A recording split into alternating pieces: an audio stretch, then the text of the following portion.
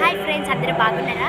సరే ఫ్రెండ్స్, ఈ వీడియోలో అయితే మీకు లక్ష్మీపత్రి నోము అంటే ఏంటో ఈ వీడియోలో అయితే మీకు తెలియజేస్తాను. ప్రతి ఒక్కరు ఈ వీడియోని మిస్ కాకుండా చూసేయండి.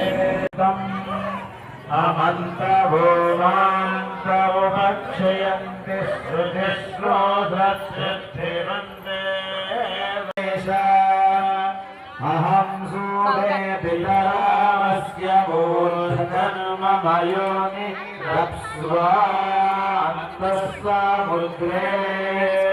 తతో వితిష్ఠే భువనాని విశ్వోదామూర్త్యాం వర్ష్మణోపస్పృశామి అహమేవ వాతా ఇవ ప్రవాసే పుండరస్రజాం నరరిధ్వజాం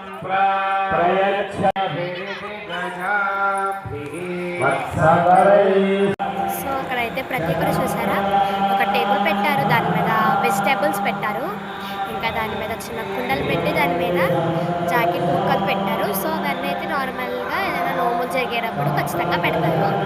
సో దాంతోపాటు అక్కడ ఒక కుండలో అగ్ని వస్తుంది చూసారా, దాన్నే లక్ష్మీపత్రి నోము అంటారు. అక్కడ ఒక చైర్లోని కూడా ఒక గిన్నెలోని వాళ్ళు ఒత్తులు వేస్తున్నారు, అదే ఒత్తులు పెడుతున్నారు అక్కడ.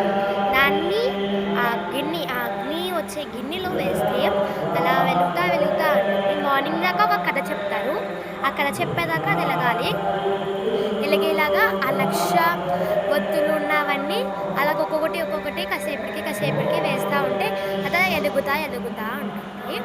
సో అవైతే వెజిటేబుల్స్ సంథింగ్ నోము చేస్తారు.